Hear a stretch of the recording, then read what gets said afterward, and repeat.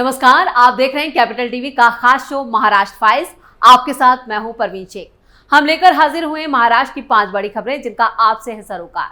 आपको बताएंगे क्यों दिल्ली आ रहे हैं उद्धव ठाकरे, क्यों शिंदे की लाडली बहना योजना पहुंची कोर्ट, राज ठाकरे बीजेपी और विपक्ष की क्यों बढ़ा रहे हैं टेंशन। साथ ही जानेंगे कौन किसे दे रहा है चुनौती, कौन किसकी बढ़ा रहा है मुश्किलें। साथ ही आपको इन सभी खबरों से कराएंगे रूबरू। लेकिन तमाम बड़ी खबरों में आगे बढ़ने से पहले एक नजर डालते हैं महाराष्ट्र की टॉप हेडलाइंस। विधानसभा चुनाव से पहले दिल्ली के दौरे पर उद्धव ठाकरे, संजय राउत ने दी जानकारी, बीजेपी और फडणवीस पर साधा निशाना। सीएम एकनाथ शिंदे को बॉम्बे हाईकोर्ट से मिली बड़ी राहत, लाडली बहना योजना पर दाखिल याचिका को किया खारिज। महाराष्ट्र नवनिर्माण सेना ने 2 सीटों पर उम्मीदवारों का किया ऐलान, बीजेपी और उद्धव ठाकरे की बड़ी मुश्किलें। वक्फ बोर्ड पर अजीत पवार की पार्टी में घमासान, प्रफुल्ल पटेल बोले हम सेकुलर पार्टी के रूप में एनडीए से जुड़े। 20 अगस्त को मुंबई में होगी इंडी गठबंधन की बड़ी रैली, राहुल गांधी, उद्धव ठाकरे और शरद पवार एक ही मंच पर आएंगे नजर, विधानसभा चुनाव का फूकेंगे बिगुल। हेडलाइंस के बाद अब बात महाराष्ट्र की सबसे बड़ी खबर की। महाराष्ट्र में विधानसभा चुनाव को लेकर सत्ता पक्ष और विपक्ष में जुबानी जंग तेज हो चुकी है। इस बीच शिवसेना यूबीटी सांसद संजय राउत ने उद्धव ठाकरे को लेकर बड़ी जानकारी दी है। राउत की माने तो उद्धव ठाकरे 3 दिनों तक दिल्ली के दौरे पर रहेंगे। इस दौरे में उनके साथ उनकी पत्नी रश्मि ठाकरे और बेटे आदित्य ठाकरे भी होंगे। उद्धव ठाकरे कांग्रेस अध्यक्ष मल्लिकार्जुन खड़गे, राहुल गांधी और सोनिया गांधी से मुलाकात करेंगे। साथ ही टीएमसी और आम आदमी पार्टी के नेता भी उनसे मिलेंगे। वहीं उद्धव ठाकरे के इस दिल्ली दौरे के दौरान कई महत्वपूर्ण चर्चाएं और बैठकें होंगी। ये उद्धव ठाकरे की संवाद यात्रा है जिसमें वो कई सांसदों से भी मिलेंगे। लोकसभा चुनाव के बाद और विधानसभा चुनाव से पहले ये उनका पहला दिल्ली दौरा होगा। ठाकरे शरद पवार से भी मुलाकात करेंगे। इस दौरे का मकसद राजनीतिक संवाद को बढ़ावा देना और आने वाले चुनावों की रणनीतियों पर चर्चा करना है। इसके साथ ही संजय राउत ने देवेंद्र फडणवीस और राज ठाकरे पर निशाना साधा। राउत ने कहा कि फडणवीस राजनीति के कच्चे नींबू हैं और उनकी राजनीति में अनुभव की कमी है। वहीं राज ठाकरे को लेकर राउत ने कहा, राज ठाकरे हर साल राजनीति में नई शुरुआत करते हैं। उनकी राजनीति हमेशा मैच फिक्सिंग पर आधारित होती है। राउत यही नहीं रुके, उन्होंने आगे कहा कि ठाकरे की राजनीति स्थिर नहीं है और वो हर बार नए सिरे से शुरुआत करते हैं। राउत के ये बयान बता रहे हैं कि महाराष्ट्र में सियासी तपिश बढ़ चुकी है। खबरों में आगे बढ़ते हैं और बात सीएम शिंदे को मिली राहत की। महाराष्ट्र की लाडली बहन योजना के खिलाफ बॉम्बे हाईकोर्ट में दाखिल याचिका के मामले में एकनाथ शिंदे सरकार को बड़ी राहत मिली है। हाईकोर्ट ने याचिका को खारिज कर दिया और इस योजना के तहत महाराष्ट्र में महिलाओं को 1500 रुपए हर महीने देने का वादा है। बीजेपी का कहना है कि इस तरह की याचिका के पीछे उद्धव ठाकरे की सोच है। माझी लड़की बहन योजना को चुनौती देते हुए नवी मुंबई के एक चार्टर्ड अकाउंटेंट ने जनहित याचिका दायर की थी। याचिकाकर्ता का दावा था कि ये योजना राजनीति से प्रेरित है और करदाताओं के पैसे की बर्बादी है और ये एक ऐसी योजना है जिसकी मांग नहीं की गई है। याचिकाकर्ता के मुताबिक ये योजना समाज में भेदभाव पैदा करेगी। जनहित याचिका में कहा गया है कि महाराष्ट्र में पहले से ही 7.8 लाख करोड़ रुपए का कर्ज है, जिसे लेकर वित्त विभाग ने इस योजना को लेकर चिंता जताई थी और इसका उद्देश्य महाराष्ट्र में आने वाले चुनावों को प्रभावित करना है। मामले की सुनवाई करते हुए जज ने कहा कि कोर्ट हर योजना में राज्य का मार्गदर्शन नहीं कर सकता और जनहित याचिका का जो आधार है वो काफी कमजोर है। शिंदे लगातार लाडली बहन योजना के प्रचार में जुटे। उन्होंने 2 अगस्त को कहा था कि सरकार एक साल से मुख्यमंत्री माझी लड़की बहन योजना को शुरू करने की योजना बना रही थी। ये योजना हमेशा के लिए जारी रहेगी, सिर्फ चुनाव के लिए नहीं है। इस योजना से विपक्ष दबाव में। खबरों में आगे बढ़ते हैं। महाराष्ट्र विधानसभा चुनाव के लिए एमएनएस प्रमुख राज ठाकरे ने 2 सीटों पर उम्मीदवारों की घोषणा कर दी है। मुंबई की शिवडी विधानसभा से बाला नांदगावकर और पंढरपुर से दिलीप धोत्रे को महाराष्ट्र नवनिर्माण सेना ने उम्मीदवार बनाया है। राज ठाकरे की इस रणनीति ने एमवी और महायुति दोनों को टेंशन में डाल दिया है। लोकसभा चुनाव में राज ठाकरे ने एनडीए को समर्थन दिया था, महायुति की रैलियों में भी शामिल हुए।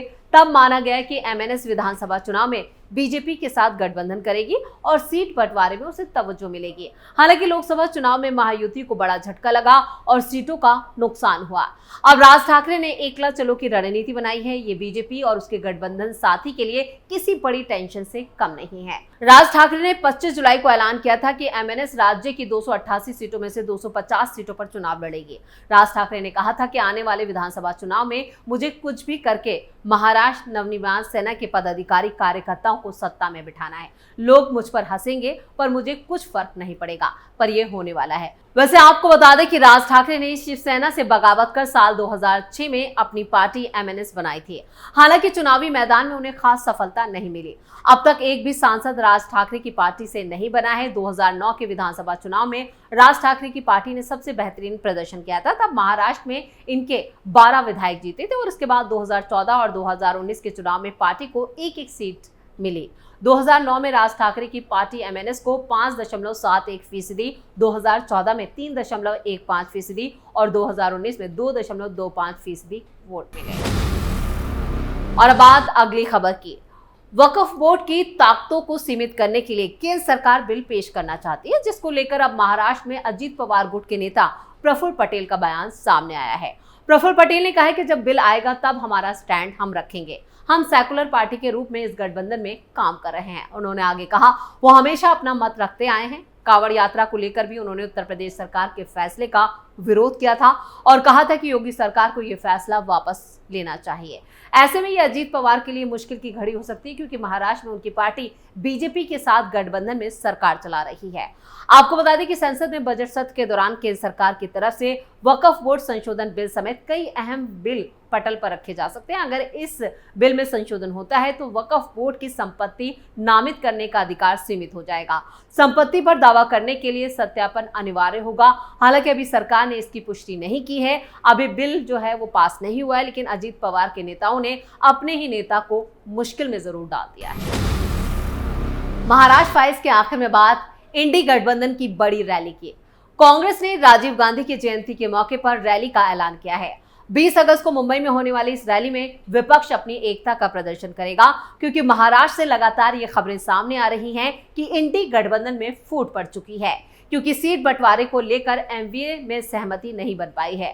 कांग्रेस खुद को बड़ी पार्टी बताकर ज्यादा सीटें मांग रही है, जबकि उद्धव ठाकरे और शरद पवार बराबर सीटों की पैरवी कर रहे हैं। वैसे ये रैली आगामी महाराष्ट्र विधानसभा चुनावों में यहाँ पर महाविकास आघाड़ी के चुनावी अभियान की शुरुआत होगी। इस संबंध में महाराष्ट्र के AICC प्रभारी रमेश चन्नीथला ने बताया कि हमने 20 अगस्त को मुंबई में पार्टी की रैली की योजना बनाई थी। अब ये MVA की रैली होगी। उन्होंने कहा कि लोकसभा में विपक्ष के नेता राहुल गांधी, कांग्रेस प्रमुख मल्लिकार्जुन खड़गे, NCP SP प्रमुख शरद पवार और शिवसेना UBT प्रमुख उद्धव ठाकरे रैली को संबोधित करेंगे। साथ ही उन्होंने ये भी कहा है कि इसके साथ ही पार्टी के नेता कार्यकर्ता राज्य विधानसभा के 288 सदस्य सदन के लिए चुनाव अभियान का शुभारंभ करेंगे। आपको बता दें कि महाराष्ट्र में अक्टूबर-नवंबर में विधानसभा चुनाव होने की संभावना है। 20 अगस्त की रैली से पहले शरद पवार, उद्धव ठाकरे और महाराष्ट्र कांग्रेस प्रमुख नाना पटोले, राज्य के नेता प्रतिपक्ष विजय वडेट्टीवार और पूर्व मुख्यमंत्री पृथ्वीराज चौहान सहित MVA नेता महत्वपूर्ण सीट बंटवारे पर भी बातचीत शुरू करने के लिए 7 अगस्त को बैठक करेंगे। सीट बंटवारे के अलावा गठबंधन में सीटों की अदला बदली पर भी 7 अगस्त को ही चर्चा होने की उम्मीद है, क्योंकि फोकस केवल सिर्फ जीतने वाले उम्मीदवारों को मैदान में उतारने पर होगा। देश की सबसे पुरानी पार्टी ने कार्यकर्ता सम्मेलन का आयोजन भी शुरू कर दिया और इसी अभियान के तहत राज्य इकाई के प्रमुख नाना पटोले ने इसकी जानकारी दी और पिंपरी चिंचवाड़ के कार्यकर्ताओं को संबोधित किया। पिछले कुछ दिनों से मुंबई में कांग्रेस कार्यकर्ता शहर की सड़कों की खराब हालत को लेकर भी विरोध प्रदर्शन कर रहे हैं। जहां हर साल बारिश के दौरान पानी भर जाता है, वहीं 3 अगस्त को मुंबई में शिवसेना UBT कार्यकर्ताओं की ऐसी ही सभा को संबोधित करते हुए पूर्व MVA मुख्यमंत्री उद्धव ठाकरे ने पूर्व सहयोगी BJP पर यहाँ पर विभाजनकारी राजनीति करने का आरोप लगाया था। यानी कि आरोप प्रत्यारोप का दौर शुरू हो चुका है और अब ये देखना होगा कि जो 20 अगस्त को यहाँ पर इंडी गठबंधन की रैली होनी है, उस रैली से क्या संदेश निकलता है।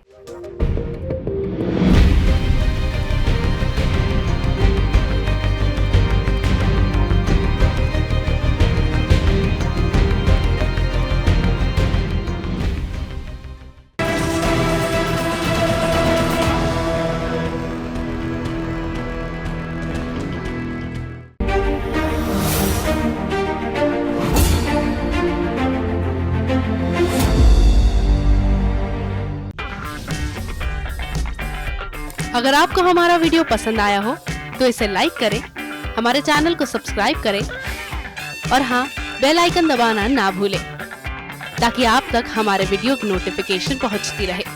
आप अपना सुझाव हमें कमेंट बॉक्स में दे सकते हैं। हमारे साथ जुड़ने के लिए शुक्रिया।